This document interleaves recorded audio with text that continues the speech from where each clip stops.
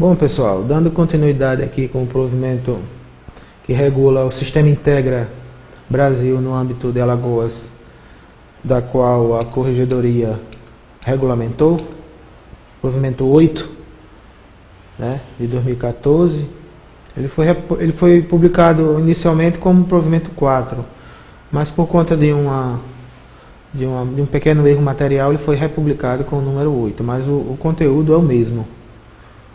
Se vocês fizerem a pesquisa, não se preocupem, porque é o mesmo conteúdo. Bom, prosseguindo no artigo 11, aquela questão do prazo, como eu tinha falado na aula anterior, ampliando para 48 horas, que repetindo que esse prazo ele poderá ser revisto, porque está em pequeno descompasso com a lei em relação aos cartórios de registro de imóveis e os cartórios de registro civil. A gente vai ter de enquadrar esse prazo, deixá-lo mais flexível, de modo que não prejudique o pessoal. O artigo 12, como eu tinha falado, a questão das pesquisas, seus documentos públicos, lembrando que os cartórios são objetos, principalmente aqueles cartórios centenários, em que são objetos de pesquisa, de mestrado, de alunos de mestrado, de doutorado, que vão buscar aqueles livros da época da escravidão, Tem alguns cartórios antigos, como no município de Porto Calvo, em Alagoas, terra de Calabar, Aí tem livros muito antigos do século XIX, do início do século XIX também.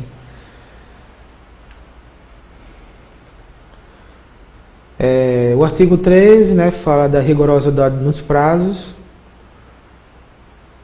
vinculado ao manual do usuário, O manual do usuário é um documento, como eu disse, que complementa o provimento, Ele é que dita as regras e ele é atualizado periodicamente pela Noreg Brasil, ou pela empresa que irá prestar o serviço de gestão do Integra Brasil. O artigo 14 fala da emissão das certidões eletrônicas, porque não haverá mais certidão física, tudo será pelo sistema, encaminhado pelo sistema, Tem os 3 pontos, os 4 pontos que devem ser resolvidos pelos interessados, quando forem pessoas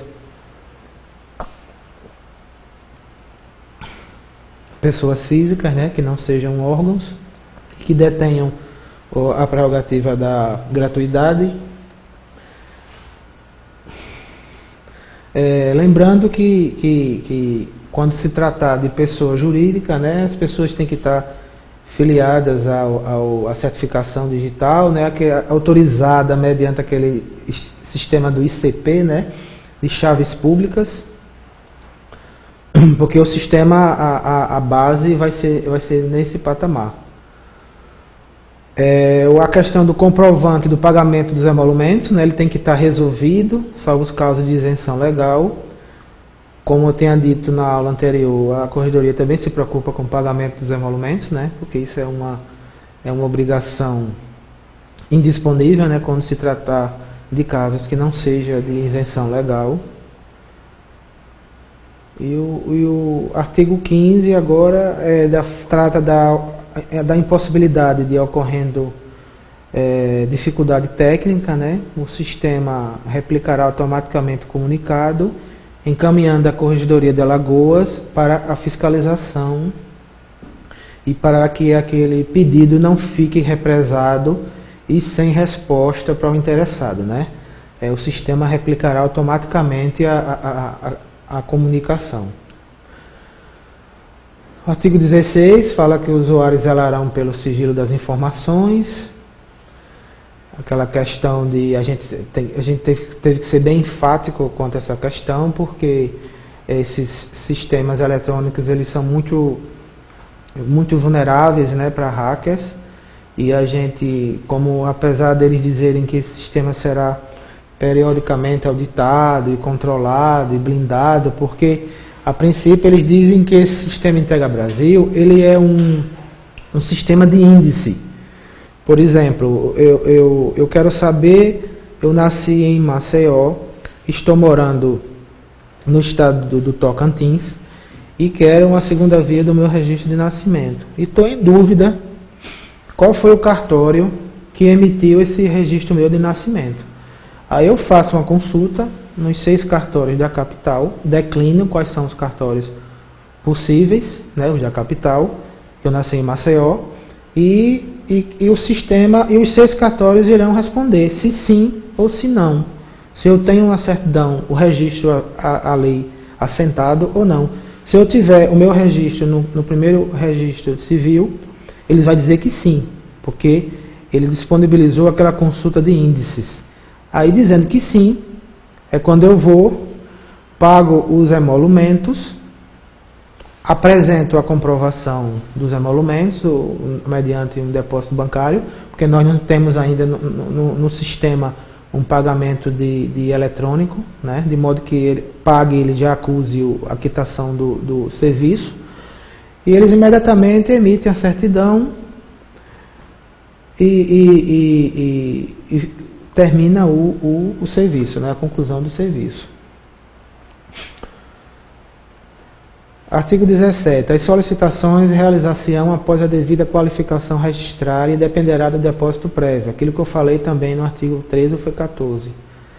Mediante recolhimento dos emolumentos incidentes, ressalvadas de porte de isenção legal.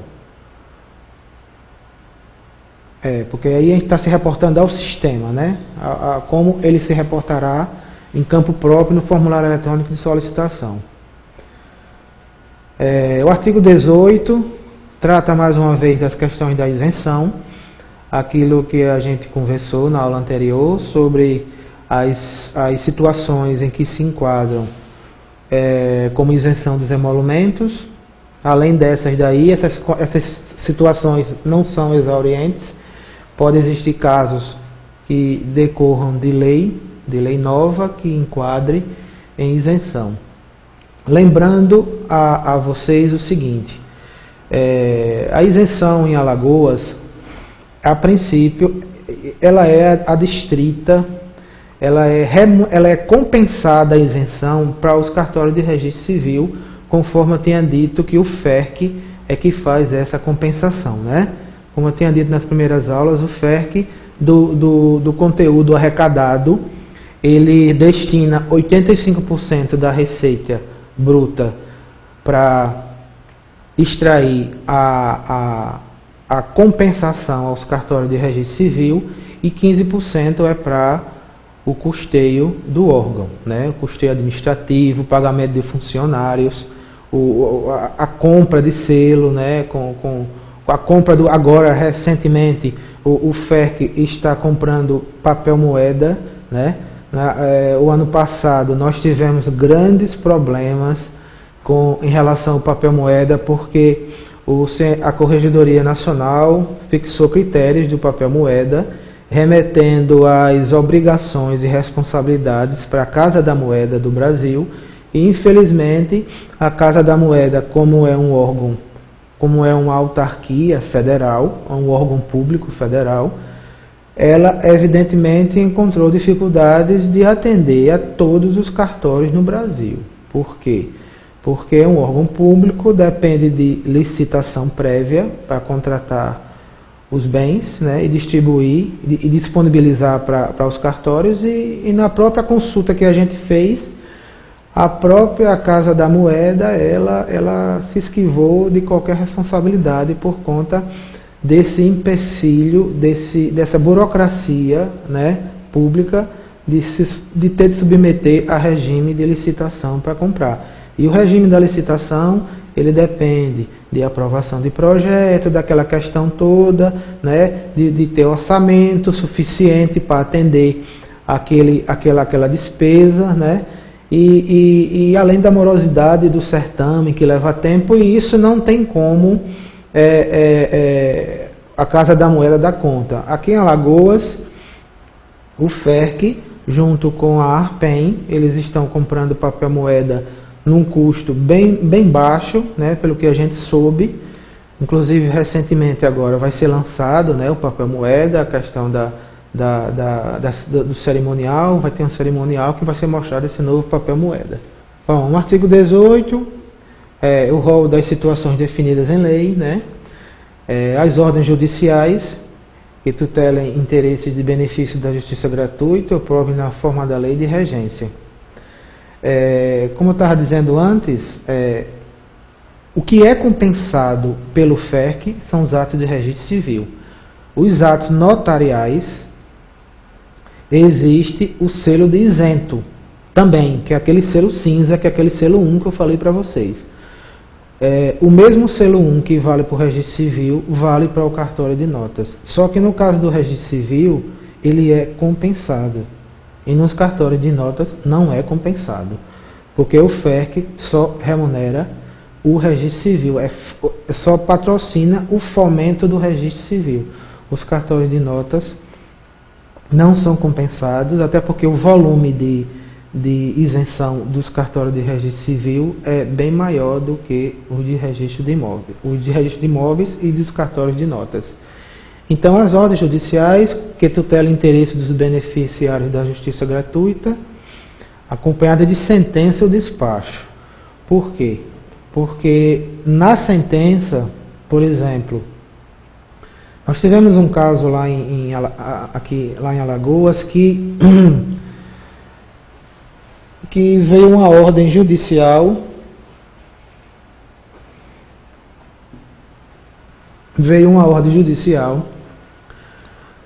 determinando a averbação em determinada margem do imóvel, aquela indisponibilidade de bens que foi por conta de um débito de uma ação de alimentos, devedor.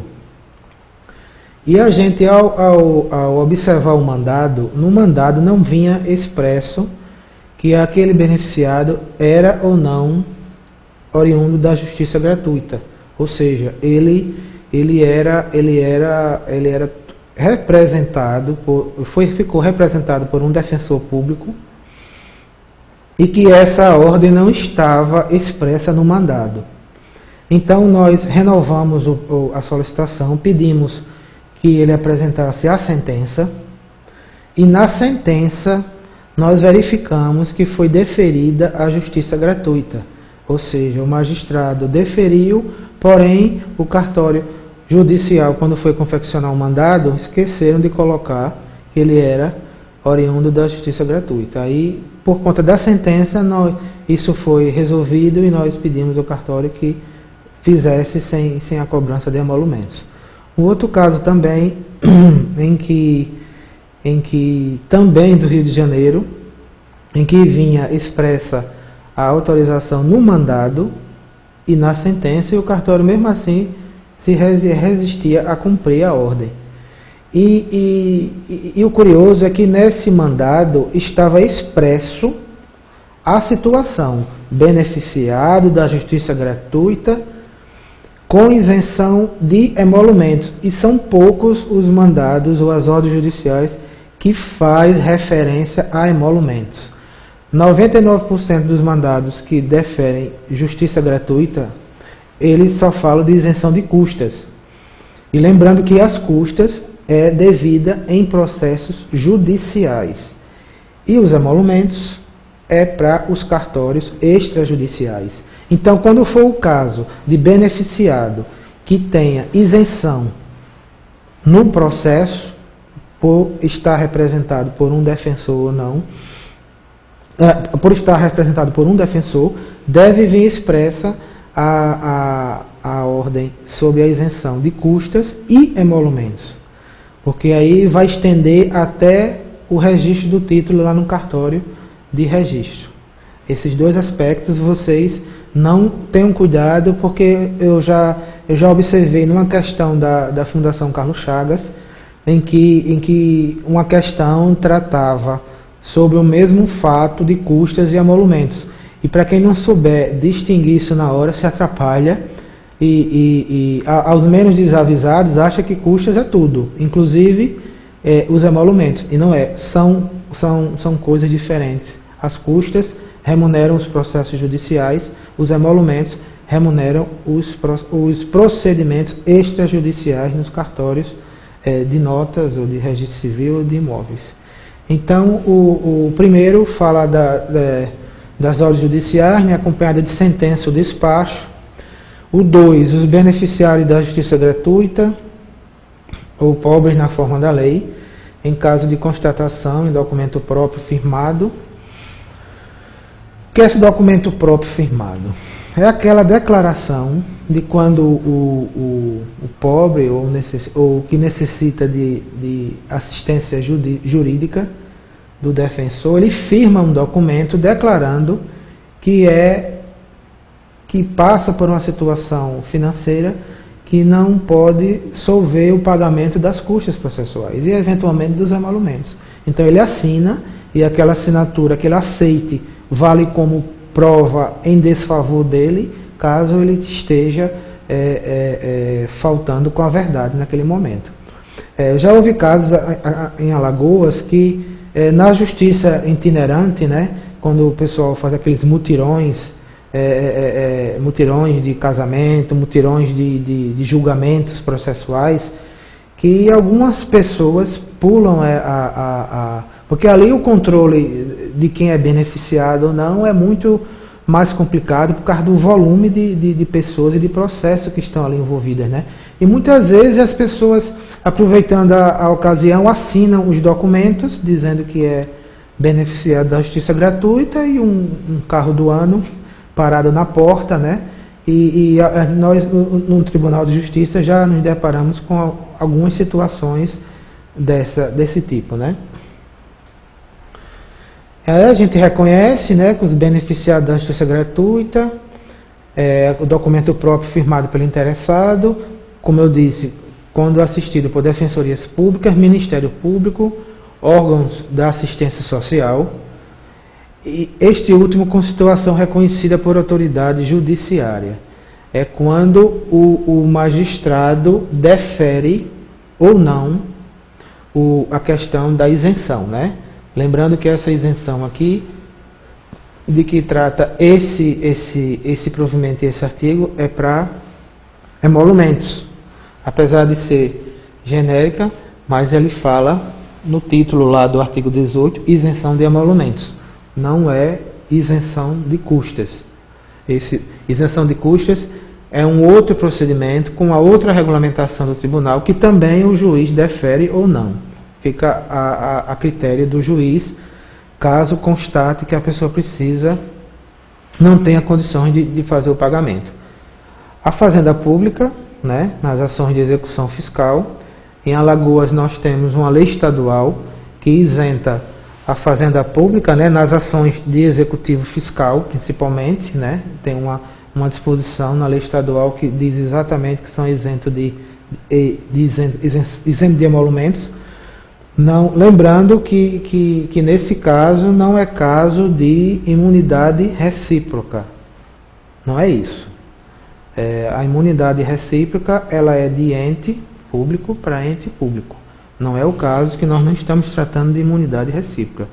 Estamos tratando tipicamente de isenção. As corregedorias de justiça, né, para justificar aquelas demandas grandes que nós recebemos durante todo o ano, as solicitações, principalmente de pedidos de segunda via de registro civil, e muitas vezes recebemos também aqueles pedidos de indisponibilidade de bens. O juiz da comarca do interior de Minas Gerais, ao invés de ele fazer, muitas vezes ele sabe qual é o cartório em que está registrado aqueles bens, ele tem uma certidão de ônus lá dentro do processo, mas o que é que ele faz? Ele, para não correr o risco de não ser atendido pelo cartório, ele manda a ordem para a corregedoria, lá em Belo Horizonte. A corregedoria de Belo Horizonte, que é do estado de Minas, oficia a corregedoria de Alagoas, e a corregedoria de Alagoas faz a solicitação ao cartório. Vejam quantos caminhos até chegar a uma resposta definitiva e quanto tempo esse processo vai ficar parado enquanto se tiver uma resposta positiva ou negativa. Daqui que a Corregedoria de Alagoas entre em contato com o cartório que tem um prazo legal, forneça a certidão para a gente, né? A gente vai postar para a Corregedoria de Minas e a Corregedoria de Minas vai devolver para o magistrado solicitante. Isso é impossível de ser manuseado em menos de 60 dias, né? Isso se o cartório nos atender, porque às vezes nós temos que reiterar o ofício, né? ou manter contato telefônico para que eles possam responder. E isso tudo o Integra irá acabar, esse trâmite. A solicitação, em um magistrado sabendo, ele já loga no sistema, né? Ele vai ter login e senha, ele já loga e já faz a consulta direto no cartório. E o cartório, via sistema, responde direto para ele. Se tudo correr bem, né? Num prazo no máximo de uma semana, isso terá sido resolvido.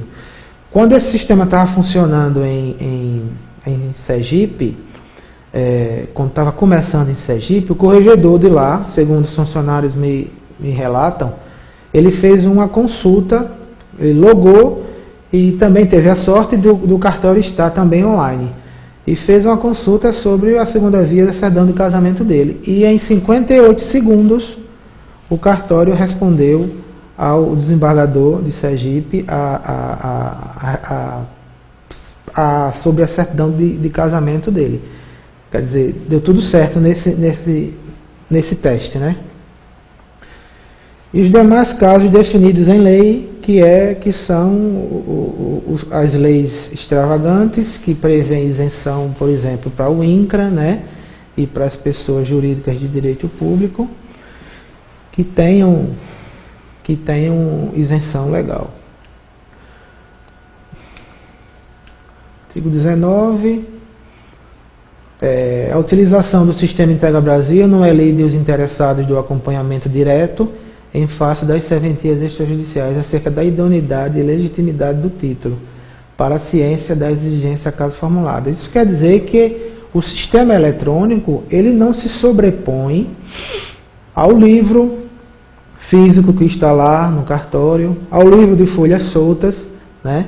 O que, aliás, nós temos encontrado muita dificuldade em relação ao livro de folhas soltas, né? Porque o livro de folhas soltas, ele nada mais é, deixa eu explicar aqui, porque eu gosto, como eu disse no começo do curso, as minhas aulas eu gosto de exaurir e descer, vamos dizer assim, o nível de passar as informações, mesmo porque eu tenho que considerar que tem pessoas que estão começando agora, que tem pessoas que não sabem, que sabem de pouca coisa, e eu tenho que, esse nível de conhecimento eu tenho que exaurir para que as pessoas também não fiquem sem aprender, e diferentemente daqueles que estão com mais experiência e estão com mais tempo de estudo, né? E a gente tem que respeitar aqueles que realmente estão começando e querem se firmar como concurseiros. Então, como eu estava dizendo, nós abrindo um parêntese sobre esse artigo 19, nós lá na Corregedoria temos um grande problema em relação aos livros de folhas soltas, que são aquelas folhas soltas que... O que é um livro de folhas soltas? É um arquivo, né? É um translado que o cartório ele produz, geralmente um cartório de notas, ele faz a escritura, né, no computador, está lá, já no arquivo dele. Quando ele salva, ele arquiva o translado num livro chamado Livro de Folhas Soltas, que nada mais é uma capa daquelas capas de A a Z, em que ele numera das folhas 1, geralmente até as folhas 200, né? Tem alguns atos que vai de 1 a 200 e tem outros atos que vai de 1 a 300. Tem cartórios que usa a numeração sequencial utilizando o verso, mas o mais prudente eu acho que se utilize o verso se for para prosseguir aquele ato da folha anterior, né? Por exemplo, folhas 1, um título em nome de Roberto, A folha azul verso só pode ser complementada caso o título de Roberta não seja suficiente para botar na folha azul. Aí utiliza-se o verso. Eu acho mais prudente dessa forma do que pegar o verso e utilizar para uma outra pessoa, uma outra finalidade. Aí confunde a rotina do cartório. Eu acho mais prudente utilizar o 1 e o 1 verso para aquela mesma pessoa do 1. Aí, ao concluir, né, o livro de folhas soltas pode ser de 200 ou de 300 folhas, a lei de 6.015 que define isso. Ao terminar o livro, inclusive esse procedimento de fechamento do livro, nós vamos incluir no nosso código de normas, que está em estudo na Corregedoria em Alagoas, né? Aí quando se me perguntarem porque eu sou contra o livro de folhas soltas, porque o livro de folhas soltas é uma porta aberta para aquela pessoa de má fé, né? E se dissessem, qual é que você prefere, o livro de folhas soltas ou o livro físico? Eu digo o livro físico, porque o livro físico, apesar de ser mais antigo, ser mais difícil, né? Porque você tem que fazer ele manuscrito, mas ele é mais difícil de você falsear, de você enxertar, ou de você colocar informações indevidas, é mais fácil identificar. E o livro de folhas soltas não. Nada mais é do que um arquivo que você salva no seu computador e você pode facilmente alterar o conteúdo, porque ele está gravado no arquivo ali, e você modifica o translado que está no livro. É claro que eu tô me reportando a pessoas de má fé, né? E que felizmente é a minoria. Lá na Corregedoria em Alagoas, a gente tem observado que nas decisões que a gente profere, a maioria das decisões elas são arquivadas, né? Punir não é a regra aqui lá na Corregedoria, mas o que a gente observa nesse contexto atual em que os cartórios trabalham, né? É por isso que o Integra Brasil também é importante para isso, porque nós vamos partir, nesse sistema Integra Brasil, ele tem uma central de sinal público, né? O que é sinal público? É aquela assinatura que o tabelião escreve num cartão de autógrafo e disponibiliza para todas as pessoas e os cartórios que precisam conferir a assinatura dele. Aí, sinal público é aquela assinatura aposta pelo signatário, né, que assina, para que as pessoas confiram e comparem aquela assinatura se é real ou não. Por isso que o nome de sinal público, ele está registrando oficialmente para que as pessoas tenham conhecimento daquela assinatura, da veracidade daquela assinatura. E no sistema convencional, o sistema tradicional, é muito fácil você reconhecer uma firma com um documento de identidade falsa, com CPF falso e com comprovante de residência falsa. No caso das procurações que são oriundas, nós tivemos e temos muitos casos de procurações falsas, principalmente oriundas de outros estados da federação. E o que mais que nós temos combatido e orientado no tribunal minha gente, vamos conferir, vamos pegar o sinal público, vamos pedir que se faça, vamos pedir dados adicionais, vamos ligar para a ANOREG local, vamos buscar informações de detalhes do título, porque se o tabelião não souber dizer, você vai saber logo que é uma fraude. Tem que ter cuidado, que infelizmente é assim. E o Integra não. O Integra, ele vai constar tudo isso de forma segura. Será um alento para os cartórios quando forem realizar seus atos. Principalmente naquelas situações que me causa arrepio até de falar, daqueles em tempo, né?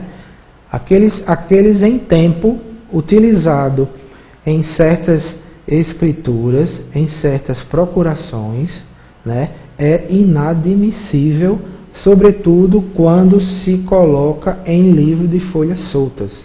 Não existe em tempo em livro de folhas soltas, porque você não está escrevendo, você não está produzindo ato com manuscrito. Você está extraindo aquele ato do seu computador. Então não justifica em tempo com livro de folhas soltas. Nós tivemos um caso agora recente, na capital, de que foi o otorgante autorizou uma procuração e viajou para outro estado. E ao chegar, depois de 2 anos, ele viu que um terreno dele de quase R$1 milhão tinha sido alienado, né, pela pessoa que ele não tinha otorgado os poderes para alienar. O terreno foi alienado. Quando ele foi olhar, consultar no registro de imóveis o título hábil que legitimou essa transferência, ele viu que foi lançado em tempo. E esse em tempo ele não autorizou e provou que não estava presente naquele dia e hora naquele cartório. Esse processo está tramitando e vamos ver que conclusão chegará o corregedor no final desse processo. Então, dizendo que esse em tempo ele é um instituto que foi criado inicialmente para autorizar e legitimar a correção daqueles escritos na hora da escrita, né? Se eu estou redigindo determinado ato no livro físico, escrevendo, e para que eu não rasure o livro, eu coloco em tempo e faço a correção. O em tempo, portanto, só recomenda-se a sua utilização no livro de folhas físicas. No livro físico, aquele livro grosso, grande. O livro de folhas soltas não se admite o em tempo. Apesar da legislação não fazer ressalva, mas não ressalva nada sobre isso, não se justifica colocar em tempo em livro de folhas soltas, certo? Porque o em tempo, ele é para corrigir, como eu disse, o escrito, ou pode ser, no máximo, no livro de folhas soltas, ser usado para uma correção material, uma correção pequena, uma correção incontroversa, que não caiba dúvida. Por exemplo, o número do Roberto naquele título é 684, a pessoa botou 682, vai lá e corrige o 2 pelo 4. Coisa, no máximo, nesse patamar, jamais para incrementar ou para alterar conteúdo de título, ou para incrementar nome que não tenha no título original. Por exemplo, meu nome é Riso com 2 Es. A pessoa colocou Riso com 1 Z. Vai lá, faz um em tempo e coloca o Riso com 2 Es conforme a documentação apresentada. Perfeito, não tem problema nenhum. O que não se pode é incrementar poderes, nem acrescentar aquilo que não tenha no título original. Nós temos, isso vai constar um capítulo específico no nosso Código de Normas sobre a proveniência e a utilização desse instituto do em tempo, né? Que, como eu disse, é um instituto antigo do livro de folhas físicas. Bom, estava no artigo 20. Todas as exposições e obrigações restam descritas no manual. Pronto, dia 19, o artigo 19, né, que não legitima não abomina a idoneidade do título físico, né, do registro no cartório. Na verdade, o Integra, ele extrai os dados que estão registrados no cartório, né? Nada mais é do que um reprodutor de informações. O artigo 20 a questão do manual, né? As obrigações que vinculam os delegatários. Elas estão expressas no manual porque o manual ele é volátil, ele é alterado, ele é atualizado no momento que for possível, que a Noreg quiser ou a empresa que ela contratar para alterar esse manual, adaptando a uma situação atual. O artigo 21, que depende de informações para a realização dos atos processuais dos folhas do Estado, deverão ser enviados para a Assembleia do Brasil. Quando o Integra estiver funcionando 100% em Alagoas, nenhuma comarca, nenhum juízo fará informação física para um cartório. Vai ter de ser tudo eletronicamente, né? Isso vai trazer um ganho de tempo no congestionamento dos processos e vai ter uma economia uma economia de postagem, né, de pessoal, e de expedição de mandados e de cumprimento por oficial de justiça, né? Vai ser tudo quando tiver 100%, né? Por enquanto, se nós conseguimos, conforme vamos ver no cronograma desse provimento, se nós conseguimos até dezembro estar funcionando os 18 cartórios da capital de Alagoas, Maceió, todos os magistrados que precisam de informações dos cartórios de Maceió, que é o grande volume, né, principalmente o primeiro cartório de registro de imóveis, que detém uma porção territorial grande, considerável, em Maceió. Se ele estiver 100% no sistema, trará uma consulta imediata para esses juízes de todo o estado de Alagoas. Artigo 22. Todas as solicitações e determinações deverão estar resolvidas quanto ao pagamento dos emolumentos. Aquilo que eu disse a vocês que anteriormente, que eu antecipei, mesmo oriunda de ordem judicial. Porque não são todas as ordens judiciais que isentam, que obrigam os cartórios a fornecerem documento com gratuidade. Né? O juiz tem que, em primeiro lugar, se for uma deliberação do juiz, o cartório está obrigado a atender com gratuidade. Mas se for uma deliberação do juiz a pedido, atendendo a um pedido de uma parte, do qual essa parte não se enquadra naquele rol de beneficiados da justiça gratuita, o juiz, o chefe de secretaria ou o escrivão do cartório, ele tem que buscar informações sobre o pagamento dos emolumentos. Senão a solicitação não poderá ser expedida, né? Como diz aqui, deverão estar resolvidas quanto ao pagamento dos emolumentos. Então, esse pagamento tem que ser o interessado, quando faz uma petição ao juiz, ele tem que, na petição, já juntar o recibo dos emolumentos pagos para poder o magistrado deferir e ser expedido a ordem judicial. Né? O artigo 23, a gente está nada mais do que autorizando aquilo que já tem previsão legal na lei federal, que é o sistema de chaves públicas, né? Sobre as certificações eletrônicas, certificação digital do ICP Brasil, né?